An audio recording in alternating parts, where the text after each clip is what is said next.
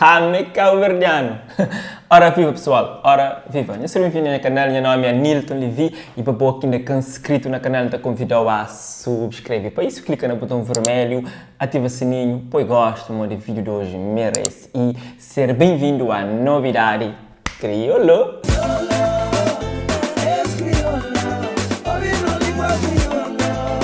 Para começar a trazer os novos videoclipes de Leves Pereira. A música chama Bu Mudam. Checa um cheiro. Maneiras que você toca, baby. Maneiras que você beija. NT Gonçalves lança videoclipe Bem ou Fica. A música tem participação de Gilson Silva e está disponível no YouTube. Por agora fica com cheiro.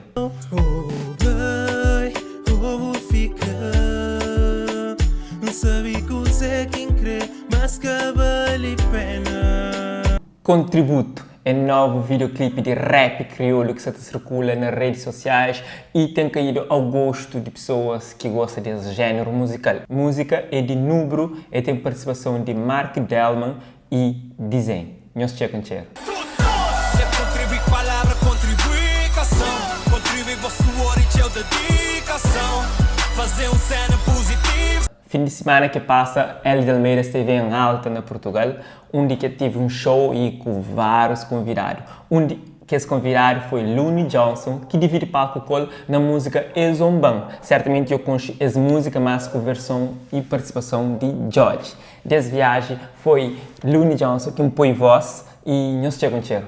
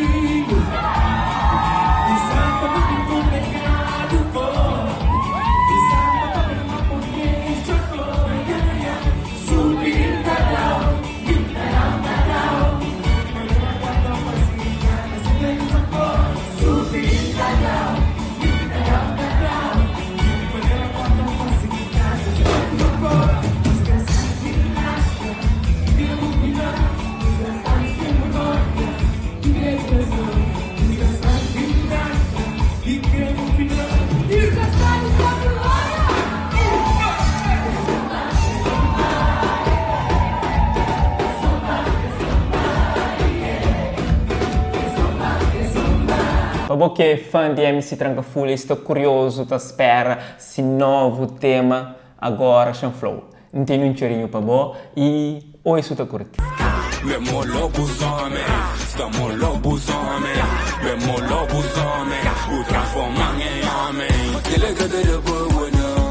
Lobisomem está também no caminho pessoal e nas músicas ele fala meio transforma e deixa de ser lobo para ser um homem bom.